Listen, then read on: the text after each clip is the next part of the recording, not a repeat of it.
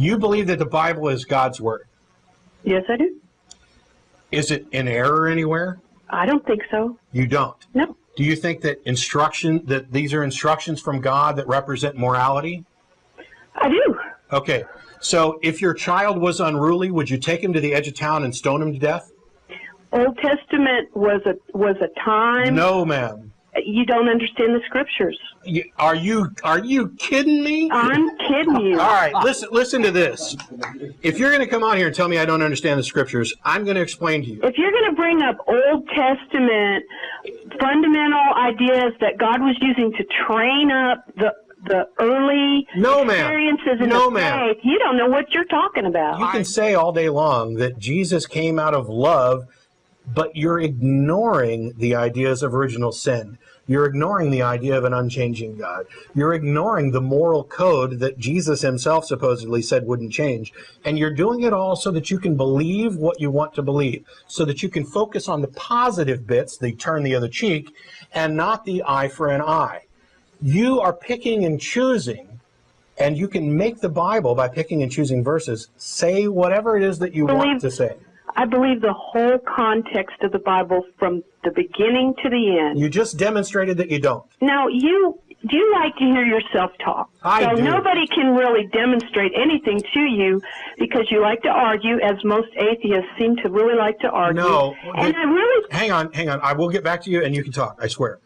There's one thing you've got to understand. All I'm asking is for you to demonstrate the truth of what you're saying. Not simply assert that it's true. Not claim that I don't understand because God hasn't given me a gift. Demonstrate the truth of what you're saying. Hey, what about slavery? I asked, because on the third night we debated morality, and that was loads of fun. And I raised the issue of slavery because anybody who watches the show knows that it's my go-to argument. It's the one that's most obviously immoral and most clearly endorsed. Just yesterday, was it yesterday? Yeah, it was yesterday. Wow, need sleeps. Just yesterday, I was at University of Texas lecturing to a class, and after it was over, I've done 2 debates with a guy by the name of Cliff Connectley at Texas State. And he happened to be at UT Austin preaching, although for some reason he doesn't want to debate me again. Maybe it's because I'm that condescending asshole guy, I don't know. But he was out there and somebody asked him about slavery, and he lied once again. And I'm not very free with accusing people of lying, but I think that's the only explanation for it after we've had this discussion. Because when we talk about does the Bible endorse slavery, he goes to a passage from Paul where he's talking to his Philemon, who was a runaway slave, saying, I want you to go back. And when you go back, tell your master, I don't want you to be a slave anymore, that type of thing. And he thinks that this is the Bible saying that slavery is wrong. And he says this while ignoring everything in Exodus 21 that expressly tells you who to enslave, how to enslave them, that they're worth 6 shekels, that you have to let Jewish males go after 7 years. The women you get to keep. Have to go after 7 years, unless you give them a wife and kids, and then you can trick them into being your slave forever.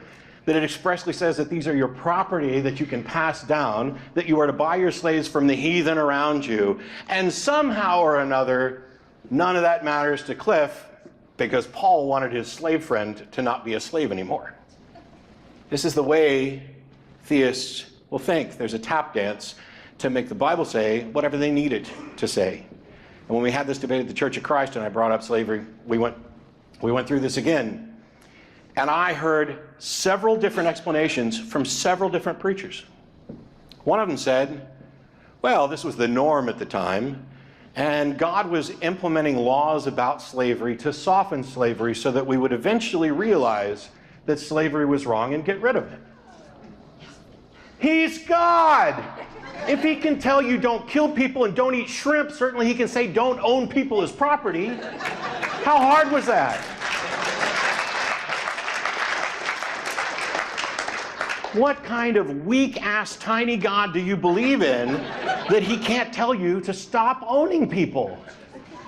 Well, he was actually trying to do the right thing because all these heathen, this was the only way that they could come to the true understanding of God, was for the Jews to go over there and enslave them so that they could teach them about Yahweh. Well, once again, he's God. What's he doing picking the Jews not giving messages to anybody else anymore. I mean, I know that the Old Testament's a comedy of his failures where everything goes wrong and wrong and wrong and wrong until eventually he's just down to, okay, I'm going to take this one little family and I'm going to turn it into my preferred tribe, and it's still going to go wrong, by the way. Spoiler alert, everything goes wrong for God all the way through the book. And yet somehow he thinks it's a good idea. Hey, these other people here who are not my chosen people, but I'd really like them to believe in me. Why don't we enslave them? And then we can teach them about me. Go on, Moses, go do that.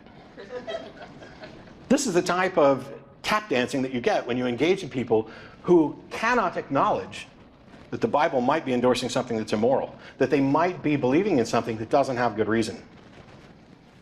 When I came through customs, the customs agent said, "Oh, you're going to be giving a talk tomorrow night." And I said, "Yes."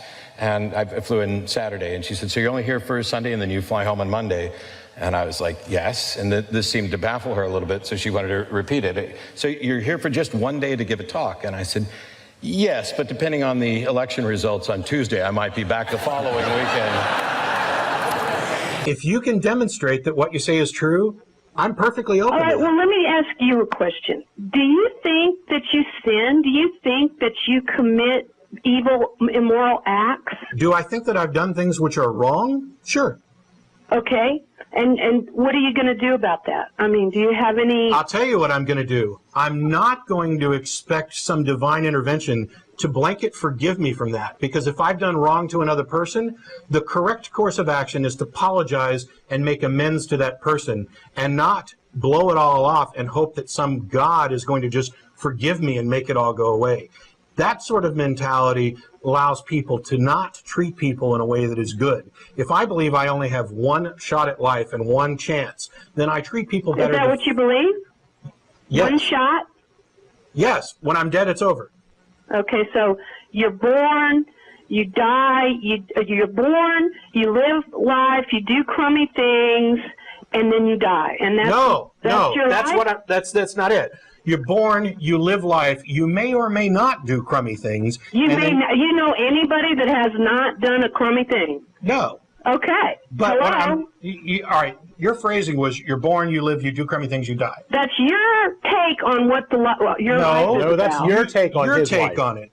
I'm saying that you're born, you live, you do some good things, you do some bad things, and you try to make sure that the good things that you do outweigh the bad things that you do. What do you care if you only got one life and no God is involved? Just do whatever you want, right? Because there are 6 billion other people on this earth who I am accountable for. You think that if you don't believe in a God, you should just go ahead and do whatever you want? Where do you get a moral compass from if you don't have a God? Why do you think a moral code has to come from a God? And what makes it moral? If God says tomorrow that murder is correct, does that make it correct?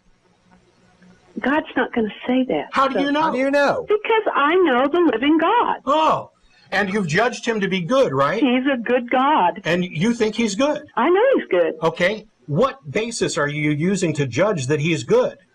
50 years of, half my life knowing him. No. I'm not talking about experience. I guarantee that God I know is a good God.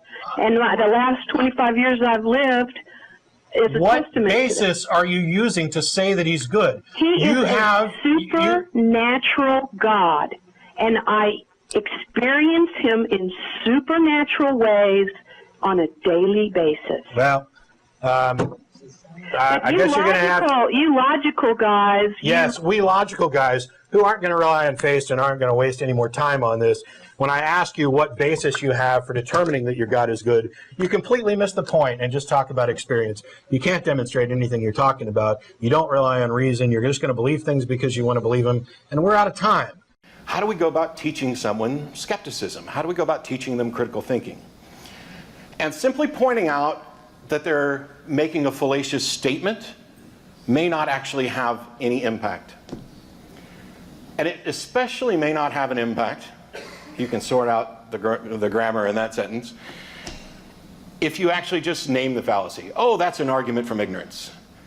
I can't count the number of times that I've come home from the TV show. By the way, I do the Atheist Experience television show. I'm assuming some of you may have seen it. And one of the things that's made that show kind of popular is that I am woefully under-credentialed and perhaps a little undereducated as well. And so I come from a Baptist background. I'm kind of plain-spoken. I can usually explain things in ways that people can understand. And I've come home from the show on numerous occasions where my wife would just kind of glare at me and say, "Why did you say argument from ignorance?" These people don't know what argument from ignorance means. They don't understand that it's a fallacy. They think you're just calling them stupid. Why not explain what the problem is rather than just giving it a name? And she's right. And I've tried to make steps to kind of correct that. Pointing out that their evidence is suspect in the case of people who have claimed to be healed may also not be enough. Well, how do you know that this person was sick? Was there a clear diagnosis before this? Was there a clear diagnosis after? Were we able to trace this process?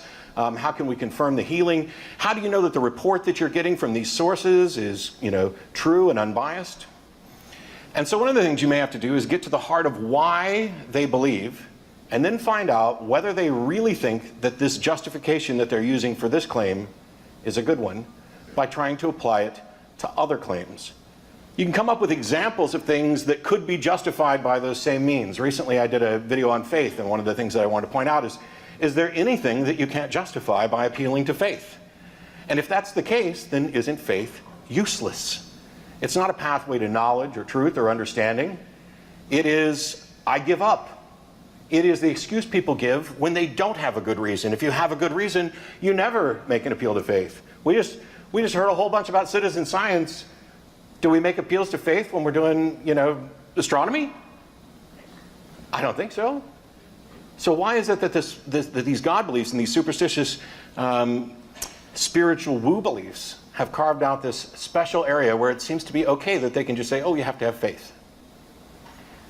Are they going to consistently apply that faith to every new situation that comes up?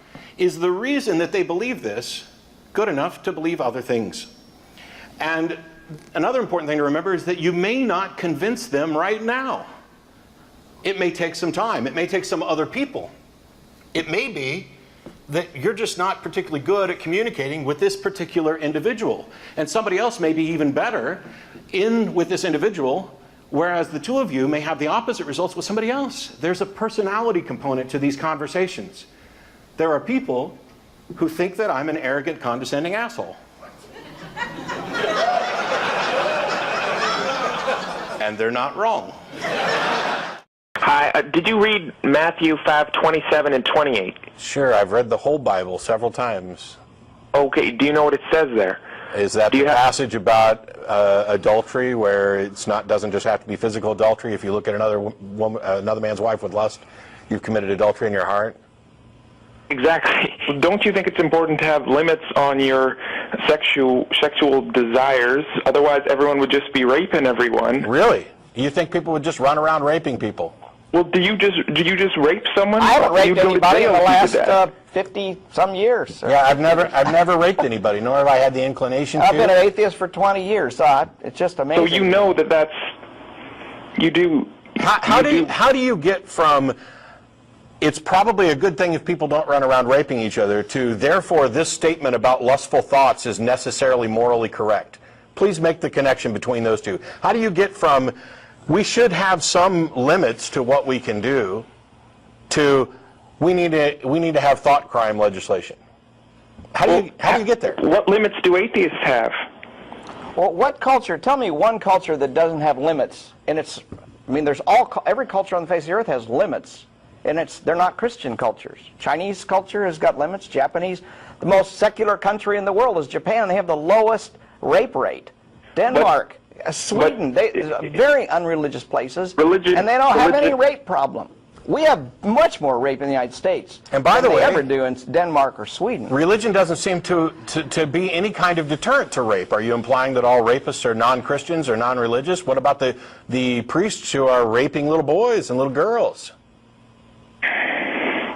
Where do you get your limits from? I get my limits from a rational consideration of the consequences of my actions. That's how I determine what's moral. I get it from a foundation that says my actions have an effect on those people around me and theirs have an effect on me. And that if we're going to live cooperatively and share space, we have to recognize that impact. And my freedom to swing my arm ends at their nose. And that I have no right to impose my will over somebody else's will in that type of scenario. That's where I get them from. It's from an understanding. What's the punishment if you do that then? I get them You're just going to die. Andrew, I get them from an understanding of reality, not an assertion of authority. There were a number of things that really bothered them. Number one, they were ticked off that I kept saying, I don't know. They have this mindset that programmed them as to what to expect in this debate. We're claiming God exists and God did it and this is the answer, and you're here to say that that's false and there's some other answer. And if ever they asked things like, do you have an explanation for consciousness? No? You don't? Well, tell me how this happened. I don't know. I'm not convinced any of us know. You're the one claiming to have an answer. Would you like to provide the evidence and the argument to support your actual answer? And if I find it compelling, then I'll agree with you. But my lack of an answer doesn't make your answer correct. This is the mindset of the creationists that go through and try to poke holes in evolution. And even if they poked holes so much that evolution ceased to be a concrete theory, they're not one step closer to proving creationism is true. And man, they got mad. By the third night, I think, Israel, the gentleman I was debating, said, well, every time we ask Matt a question, he just says, I don't know, which is a bit of an exaggeration because there were a lot of things that I did provide my answers for. And the main preacher came up to me at one point and said, doesn't it bother you? Doesn't it bother? Are you happy going to your grave not knowing the answers to these questions? No, I'm not. None of us are. We are all uncomfortable with this idea of not knowing. And that's why we have science. That's why we go out and try to find what the actual damned answer is.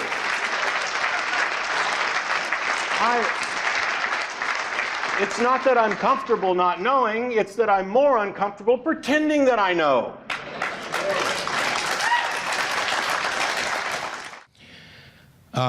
On the question of whether or not why I find the question of God extraordinary, have I found it rare? Yeah, I've found it incredibly rare. I have yet to find a single example that I find reliable that demonstrates that a God actually exists, despite continued appeals to people to provide the evidence, and I was a fundamentalist Christian for 25 years, and many appeals on my own to God and then to other gods to present themselves or do something of that kind. I know that's not what we're talking about, but yes, I do find it an extraordinary claim. It ties in with something that John had said about his claim that the natural world plus the supernatural world is always going to be a better answer. Well, sure, it's magic. Magic solves everything. But until you demonstrate that anything supernatural has ever occurred, you cannot assert that it's a better explanation. In fact, it may detract from you finding an actual explanation, something that John seems to think that atheism is guilty of. His example of junk DNA, saying that, oh, we found this junk DNA. Well, guess what, John? It didn't halt science. Science kept going, and science found the flaws in those assumptions. So you're fear-mongering about the end of science as a result of scientists finding junk DNA is one that I just don't understand. But John said a couple of other things. One was that this idea of intelligence and reasoning and ability deserves an explanation. Those are his words. This is the appeal of religious claims and the appeal of claims about gods. Boy, it's really cool to have certainty. It's really cool to no longer have any questions and not be forced to say, I don't know. Sometimes when you say, I don't know, that's how you get to actually knowing. And those who assert that they know before it's justified are the ones that are halting this progress. Quoting the Bible is not going to get you anywhere because you haven't demonstrated why anybody should consider the Bible to be true or authoritative. I'm asking, why should that carry any weight? What difference does it make what the Bible says? Because it's true. How do you know? How do you know? Because I just do. It's by faith. You just, okay. Okay. So How do you know that? How you know the Quran isn't? Is that just by faith too? Because it's not based on a God. It's based on. It's based on the same God you worship. No, it's not. Yes, it is. Yes, it is. No, it's not. It absolutely is. If that were the case, then. Do you not know the story of Isaac and Ishmael? You haven't read your Bible, have you? That's the problem. Okay, go read it, and you'll free yourself. Go read it and actually study, because those the three. How do we all happen to be? We can't just come from nothing. Who said we did? Who said we did? I came from my parents. I'm assuming that you probably did. And the universe. We know how the Earth formed. It's part of, well, we have a really good idea as a part of the accretion disk from when the sun was formed. And how was the sun born? The sun was formed by gravity acting on particles. You can go study all of this in science classrooms. There could have just been nothing at all. There didn't have to be there didn't have to be an Earth. There didn't have to be a moon. Correct. There didn't have to be stars. You're right. Correct. You know, so that's just proving my point. No, it's not proving your point. It's proving your ignorance of basic science. I think y'all are ignorant because we didn't have Why? to, Because we understand the science and you don't? I agree with you. We didn't have to be here at all. Yeah. All right then. I agree. We didn't have to be here. Fortunately, the laws of the universe were such that physics prompted things to happen in such a way that we are the current state of life on this planet. Yeah, but what's physics? Wow. There didn't even have to be physics. Okay. There didn't have to be any of that. Just Wikipedia. I mean, pick up a dictionary. You know, study. It's God. Physics is How do you know it's God? Yeah. Because there has to be a greater being than all of us. Why? So, because there just has to. No. That's not an answer. Because there just has to is not an answer. That is an argument from ignorance. It's really, you're saying because I can't think. You're saying because I can't think of any better answer. Truth. You're saying because I can't think of any better answer. Well, how do you know the physics is true? Because it's demonstrable. Yeah. This is going to drop. If I let go of it, I won't because I don't want to break it. It's going to drop at 9.8 meters per second squared. Shut the hell up. We know physics is true because it is, because it's demonstrable, because it is investigatable by science, and because the results are consistent and it can be reproduced by anybody. Our intuitions have trained our brains so that we're really, really good at finding a way to take bad arguments and hide the flaws. And so the past arguments that, if like for example, the ontological argument has fallen out of favor. Alvin Plantinga came up with a modologic version of it, and we've heard some of that tonight as well. But we're good at that. We're good at hiding the flaws. We're good at deceiving ourselves. If you expected one side to show up here and present all kinds of hardcore evidence for the existence of God and the other side to show up with all sorts of evidence that there are no gods, you came to the wrong place. In reality, my view of this, and we've heard it phrased as positive and negative atheism, is that this is much more like a courtroom where there is a burden of proof, there is a base presumption. You've heard the reference to presumptive atheism. And we're here to roughly establish guilty or not guilty, not necessarily to demonstrate innocence. Although that's a case that I'm willing to take up off hours, the case that in fact there are no gods.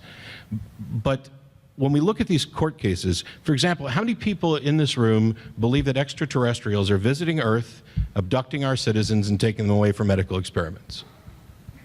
That's what I thought. Now, why don't you believe this? Are you not aware that you can actually go and interview living, breathing people who will give you their firsthand account? This isn't hearsay, this isn't I saw this. This is what I actually experienced. And if experiential evidence alone, direct experience, was enough to be rationally justified, clearly these people must be. They will tell you their experiences. You can talk to many of them, different people who have not interacted in any way that we can tell, and their stories will be very similar. So, you know, that we've got the little gray aliens with the big eyes and everything. Then you can talk to groups of people who will claim to have either been abducted or abducted by the same aliens or abducted at the same time, or just have seen UFOs and seen people be abducted, etc. What do we make of this? Why is it that most people don't believe that? Are we not aware that there's things like the Drake equation that attempt to calculate the probability that life on Earth, how probable it is that life on Earth is the only life in the universe? And the answer is, oh my gosh, it's so absurd to think and arrogant to think that this is the only place that life formed. So clearly, we have lots of good reasons to potentially think that there are aliens who might be visiting and abducting people, and yet we don't, by and large. Normally, those people often are kind of shunned, hopefully not too meanly. And so, if you'll forgive me for actually addressing something about Christianity in particular, I'm not doing it to address the religion, but C.S. Lewis has famously said that what you think about Jesus is the only thing that really matters. And he presented it in his famous trilemma that the only options are liar, lunatic, and Lord. And I not so humbly submit that C.S. Lewis was arrogant. That there's a fourth option that starts with an L, which is legend, which we heard a little bit about from David Fitzgerald today. And there are possibly many, many more. So when we look at these alien abduction scenarios, are these people delusional? Are they deceived? Are they attempting to deceive us? Are they dead right? Are they dead wrong? How many D's can we come up with? And the arrogance is assuming that we have the capacity and the knowledge at present to consider all of the options. This when you've eliminated everything that's probable, whatever's left, however impossible it must be the answer, is wrong, because you can't achieve that. You can't eliminate that.